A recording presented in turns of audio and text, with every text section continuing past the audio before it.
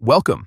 In today's quick guide, I'll show how to automatically delete your Telegram account if you're inactive for 6 months using Telegram Web on your PC. This is a useful privacy feature, especially if you don't plan to use your account for a long time and want your data removed automatically. Let's get started. First, open your browser and go to Telegram Web.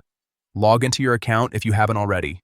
Once you're inside your chat screen, look at the top left corner of the page. You'll see 3 horizontal lines, also known as the menu icon. Click on that to open the main menu. From the menu, select Settings.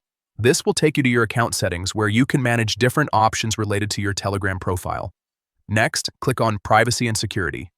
This section controls how your data is handled and what happens to your account over time. Scroll down a bit until you find the option labeled If Away For.